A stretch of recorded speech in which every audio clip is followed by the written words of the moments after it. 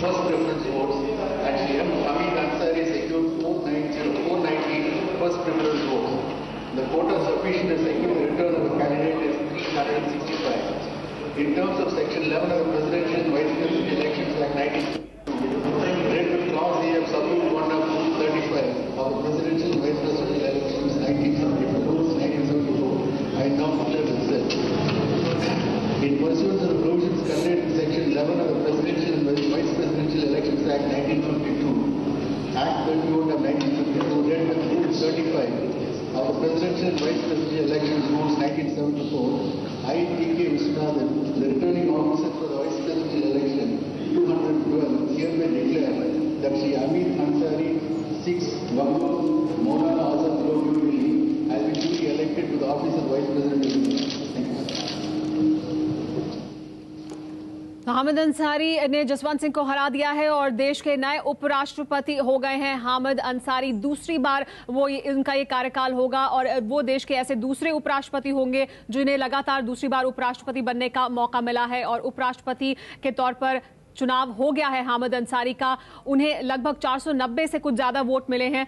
जो जानकारी दी गई उसके मुताबिक 492 वोट लगभग मिले हैं हामिद अंसारी को और हामिद अंसारी एक बार फिर देश के उपराष्ट्रपति बन गए हैं। इस बात का ऐलान किया गया अभी। 498 हम आपको बता दें मत मिले हैं हामिद अंसारी को। I welcome you all to this briefing. As you are aware, the process for election of the Vice President, Office of the Vice President of India was set in motion.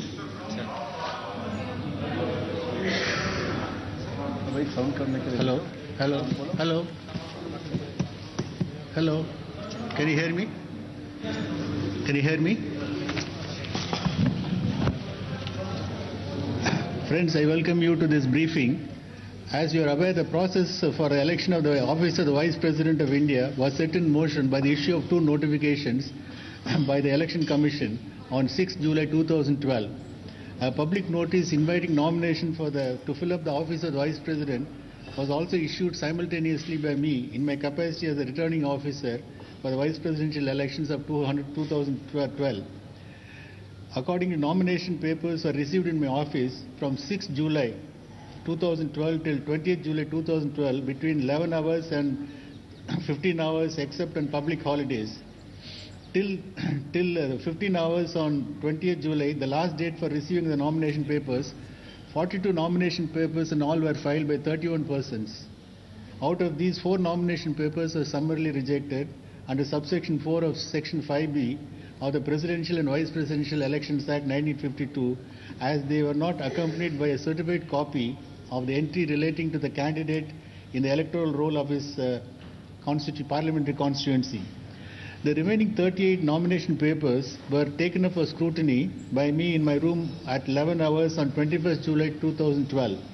31 nomination papers were rejected as they did not meet one or more of requirements of the conditions laid down in the Presidential and Vice Presidential Elections Act 1952.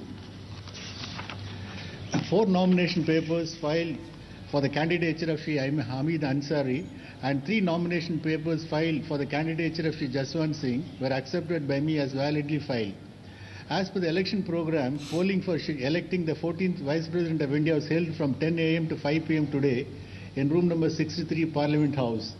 Counting of the votes which was just taken up at 6 p.m. has just concluded. I would like to inform you that out of the total number of 787 eligible electors, 736 electors exercise the right to vote. 736 electors have exercised the right to vote. As you are aware, in a vice president election, every valid ballot paper represents 1 vote. Out of the total number of 736 votes, 8 votes were held invalid by me and hence rejected. Out of the remaining 728 votes, Shri Jaswant Singh ji secured 238 first preference votes and Shri Hamid Ansari ji secured 490 first preference votes. The quota sufficient to secure the return of a candidate to the office of Vice President is 365. I have therefore declared Shri M. Hamid Ansari as duly elected to the office of the Vice President of India. The election was conducted in a free, fair, smooth and orderly manner, and I would like to take this opportunity to thank the candidates and their authorized representatives for their valuable तो 490 मत मिले हैं हामिद अंसारी को और 238 मत मिले हैं जसवंत सिंह को और देश के नए उपराष्ट्रपति बन गए हैं हामिद अंसारी। हमारे साथ इस बीच राजीव शुक्ला जी जुड़ गए। राजीव शुक्ला जी, उम्मीद से ज्यादा मत मिले हैं हामिद अंसारी को, उनकी जीत से खुश हैं आप?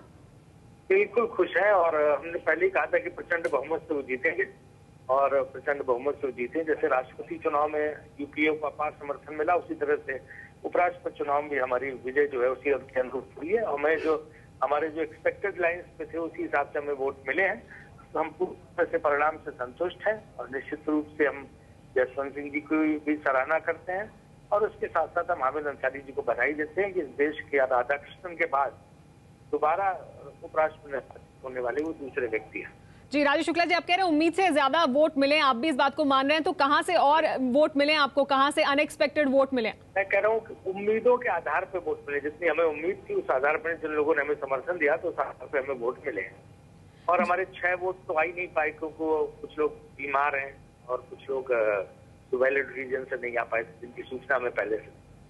जी हाँ, और मानसून सत्र शुरू हो रहा है तो उससे पहले जीत के साथ शुरुआत हो रही है। उपराष्ट्रपति पद पर हामिद अंसारी पहुंच गए हैं, यूपीए के उम्मीदवार।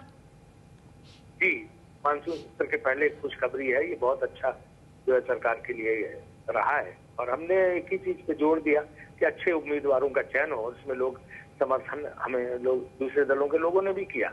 जैसे प्रणब बाबू के लिए समर्थन की बात हो, चाहे हामिद अंसारी साहब, वो कांग्रेस पार्टी के नहीं है लेकिन एक अच्छे और मतलब प्रखर विद्वान है, इसलिए उनका हमने सिलेक्शन किया और उन्होंने जो है सफलता हासिल की। जी, अब जबकि उपराष्ट्रपति चुनाव हो गया है तो कुछ और अहम फैसले, कड़े फैसले सरकार की तरफ से देखते हुए दिखेंगे हमें आने वाले दिनों में? ठीक है, हम तो कोशिश यही करेंगे कि जितने कड़े फैसले देश के लिए जरूरत हो, लोगों के हित में वो किए जाए और उसकी कोशिश हमारी अनवरत रहेगी। जी, क्योंकि लंच में आपके काफी सारे सहयोगी साथ में दिखाई दिए और काफी अच्छा आपका ये पूरा कैंपेन रहा, तो अब वो साथ में रहेंगे, आगे जो मुश्किल फैसले थे वो भी ले पाएगी सरकार? बार-बार ये देखिए, सहयोगी दल हमारे साथ जो हमारा सहयोग कर रहे हैं, जो समर्थन दल है, जी, समर्थन तो हमें प्राप्त है ही। जी, बहुत बहुत शुक्रिया एबीपी न्यूज से बात करने के लिए। राजीव शुक्ला जी हमारे साथ जुड़े हुए थे, उनका कहना कि हमारे साथ सभी हैं और जितनी उम्मीद थी उतने ही हमें मत मिले हैं, उम्मीद से ज्यादा समर्थन मिला है और खुश हैं इस जीत के साथ। मानसून सत्र की अच्छी शुरुआत होगी, मानसून सत्र भी शुरू हो रहा है। हमारे साथ उर्मिलेश जी और रशीद किदवई जी भी बने हुए, मेरे सहयोगी विजय विद्रोही भी हमारे साथ हैं। विजय, लेकिन आपने सुना राजीव शुक्ला जी को भी, उनका कहना है कि सब हमारे साथ हैं, अच्छी जीत है, इतनी ही हमें उम्मीद थी, जीत तो उन्हें अच्छी नसीब हुई है। 490 मत मिले हैं हामिद अंसारी को। देखिए, मेरे हिसाब से 500 से ज़्यादा की उम्मीद वो कांग्रेस कर रही थी, वो कुछ उनके हिसाब से कम मिले हैं। जो मोटा मोटा हमने कल रात को ऑफिस में बैठ के जो आंकड़ा मैंने लगाया था 489 का, उसमें वो लोग थे जो बिल्कुल घोषित रूप से थे। इसमें कम से कम 33 ऐसे लोग थे जो कि निर्दलीय हैं या फिर बहुत छोटी पार्टियों के हैं और इन 33 में हम मान के चल रहे थे कि कुछ और वोट 489 में जुड़ के मिल सकते हैं हामिद अंसारी को, लेकिन वो सब नहीं मिले हैं। 490 मुझे लगता है कांग्रेस को खुशी तो हुई है, लेकिन शायद 500 से ज़्यादा की उम्मीद वो कर रही थी। जी, रशीद किदवई जी, आप जी किस तरह से देख रहे हैं इसको? इस बीच बता दें कि सोनिया गांधी बधाई देने के लिए पहुंची हैं हामिद अंसारी के घर पर। ये तस्वीरें हामिद अंसारी के घर के बाहर की हैं जो आप देख रहे हैं, जहां पर बधाई देने के लिए सोनिया गांधी पहुंची हैं हामिद अंसारी को बधाई देने के लिए, क्योंकि वो पहुंची हैं। हामिद अंसारी देश के नए उपराष्ट्रपति चुने गए हैं, 490 उन्हें मत मिले हैं और दूसरी बार उन्हें कार्यकाल मिला है। ये भी अपने आप में देश में दूसरी बार ही हो रहा है तब जबकि उपराष्ट्रपति को दूसरा कार्यकाल मिला हो और वो हामिद अंसारी के साथ हुआ है। बधाई देने के लिए खुद सोनिया गांधी उनके घर पर पहुंचे हैं। जी रशीद जी, लेकिन आप इसको किस तरह से देखते हैं जो जीत अभी हामिद अंसारी की हुई? जी देखिए, क्योंकि मेंबर्स कम आए थे और उस हिसाब से अगर हम देखेंगे तो मुझे लगता है कि कांग्रेस को पर्याप्त वोट मिले हैं और अच्छे वोट मिले हैं। अब सबसे बड़ा सवाल ये होता है कि 2014 की कांग्रेस की तैयारी क्या है? क्या राहुल गांधी का आने वाले समय में रोल होगा? क्योंकि तरह तरह के कयास लगाए जा रहे हैं। खुद अभी जैसे हरीश रावत जी ने कहा था कि वो 2014 के उसमें उनकी लीडरशिप में, उनकी क़यादत में होगा। तो मुझे लगता है कि अब कांग्रेस का ये जो एक पॉलिटिकल मैनेजमेंट का चैप्टर जो है ये अब नया शुरू होगा, जिसमें राहुल गांधी की क्या भूमिका होगी, क्या वो संगठन में ज़्यादा सक्रिय होंगे, क्या वो मंत्रिपरिषद में आएंगे, इन सारी चीज़ों का भी खुलासा होगा। और कांग्रेस देखिए बहुत सिस्टमेटिक रोल से चल रही है। उसने क्या करा है कि जैसे स्मूथ चिदम्बरम को फाइनेंस मिनिस्टर बनाया, शिंदे को होम मिनिस्टर बनाया, प्रियंका गांधी की एक भूमिका एक उन्होंने सोची है कि जो सपोर्टिव रोल में होगी वो रायबरेली का देखभाल करेंगी। तो मुझे लगता है कि कांग्रेस अपने जो है सियासी शतरंज पे मंझे हुए तरीके से सब कुछ उनके सोचे समझे के हिसाब से हो भी नहीं रहा है। उर्मिलेश जी, आप किस तरह से देखते हैं जो ये उपराष्ट्रपति का चुनाव हुआ और हामिद अंसारी की जीत?